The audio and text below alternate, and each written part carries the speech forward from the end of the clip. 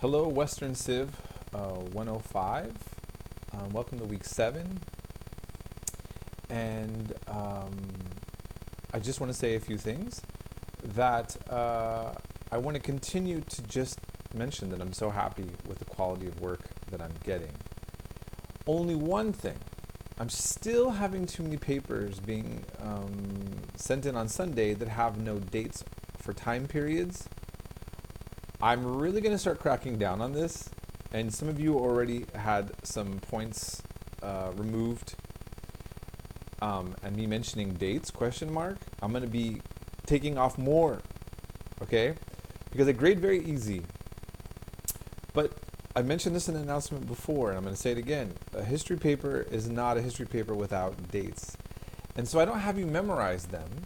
I don't always memorize well, like specific dates, but when we're going to have a discussion, if I'm going to put a lecture or you're going to give me a paper, it should be apparent what time period we're talking about. Even saying 19th century, early 19th century, give me something to put us somewhere in history. It's important. Do that, okay? That's the only thing I really want to crack down on saying.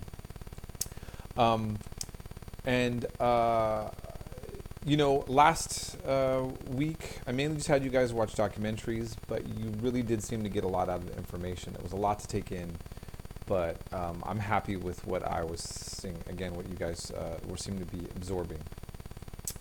Now, this week, we're going over the Industrial Revolution, and we're going to start really getting into the development of not just, well, essentially, we're going to start seeing the Western civilization that's looking more familiar to all of you.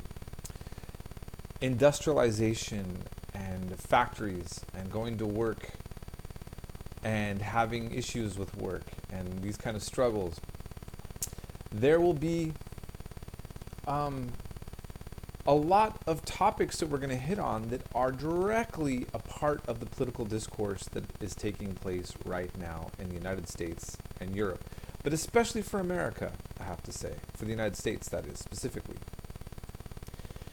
And it has to do with what kind of rights or expectations a worker, an average, if you want to use that kind of generalized term, should expect, or what we should have. Do you expect running water to be a part of the living conditions that you have in your house or apartment? Do you assume that you have the human right to having toilet paper and a sink in which you can wash your hands with soap? Do you assume that you deserve 3 meals a day, that you shouldn't have to work while you're sick or have sexual harassment, or that a 9-year-old shouldn't go work in a factory? Well, as I've been reading for a long time and seeing, guess what, folks? In many parts of the world, these are not a given, okay? And the reason why we ended up getting these things has to do with the political struggles and all sorts of dramas that we are going to see unfold and have discussed in this class. Now, from this point on, I want to be careful about not shoving too much of my opinion down your throats, because this also leads into a whole debate, like let's be real, about a kind of Republican or libertarian point of view and a more Democrat, or even like we should say socialist leaning types of view. We're going to cover all of this stuff, these terms, later on. So right now, if you're not fully aware or are clear on what to make of all that, we're going to actually really get this down. Now you're going to watch this documentary, a long documentary at the end that I expect a paper on the private life of workers in the Industrial Revolution. It's great. I love this one. And it's very eye-opening. So I hope you actually enjoyed this section as well. We're moving away from the topic of kings, and we're talking about us.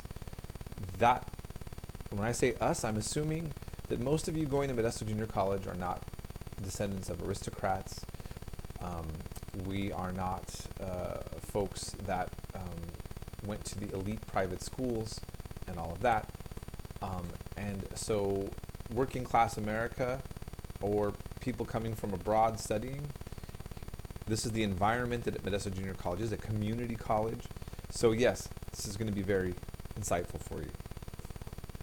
Now, I'm in Hong Kong right now. This was not in my plans.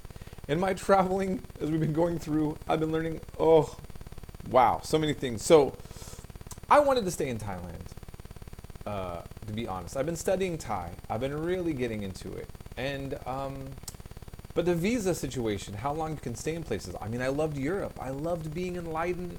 I loved Leiden, the Netherlands so much. But the EU has a rule for an American.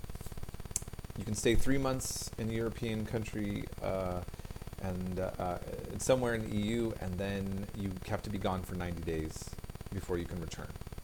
Okay, so I left Leiden. Then I got into staying back in Thailand, and I went to the Philippines. And normally that resets your visa ability to stay. It's a complicated thing. But just to say, I should have been able to renew my passport again. But Thailand's going through some weird things. There's elections coming up. And I think things can get a little bit tricky there. And there's a military junta with the monarchy, and immigration is not being consistent. It's not that even immigration is not necessarily making sense all the time. It's just that you don't know what to expect. So I was given a permit to stay for another month and told can't stay any longer. And so if I want to go back and stay without all this drama or difficulty, I have to get a student visa or a worker's visa. So I have a friend in Hong Kong. He's from Modesto, California, and he is now a lawyer here.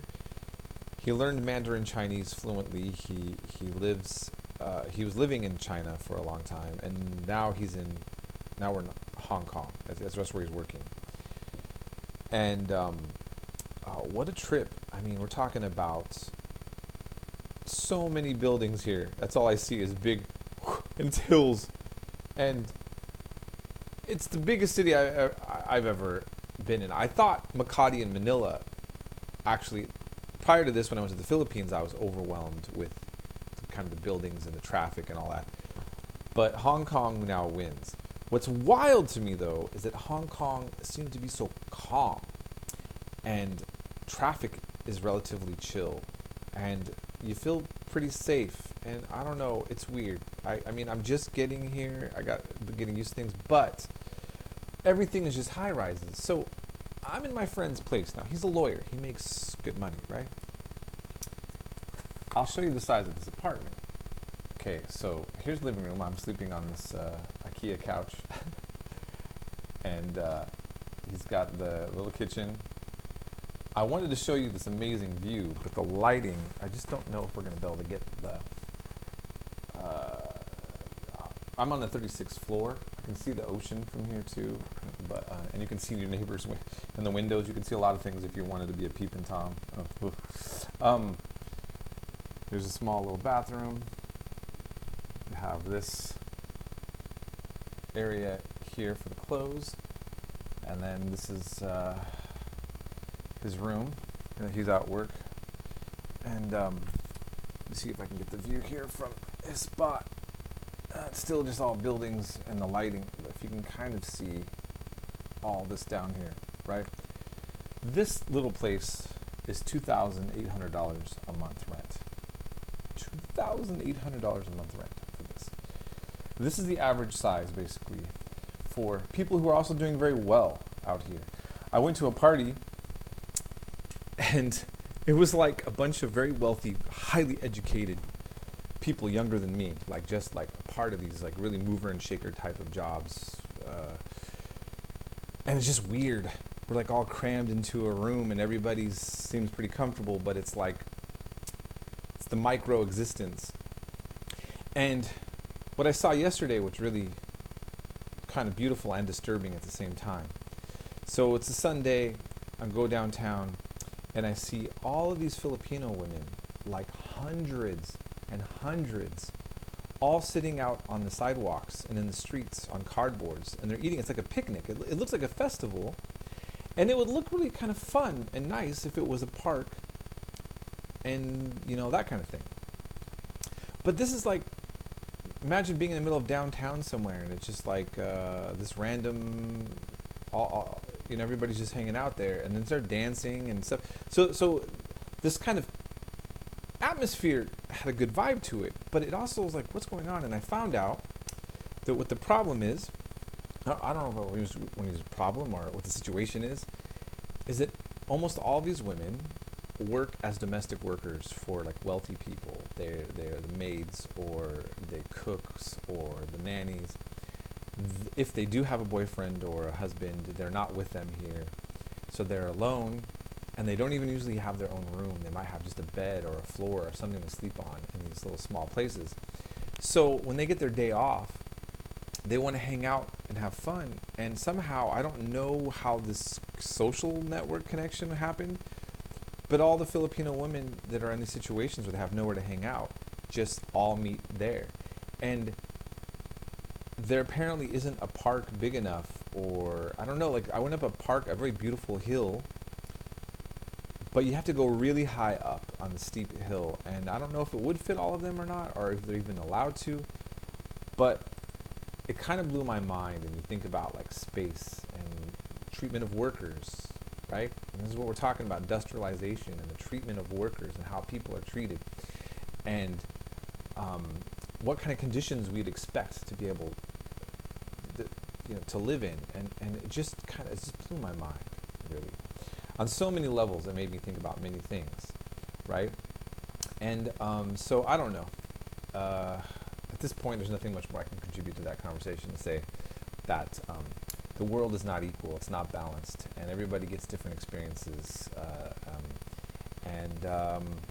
I'm continuing to just kind of learn more about the world and see these things, in person. And it's interesting here because Hong Kong is officially now a part of China and is slowly getting integrated in the Chinese system, and that's a whole other topic that's happening here in terms of freedom. But anyhow, I'll stop it there. I've already took enough of your time. I can't even articulate myself right now. I'm going to need to go get myself a lunch.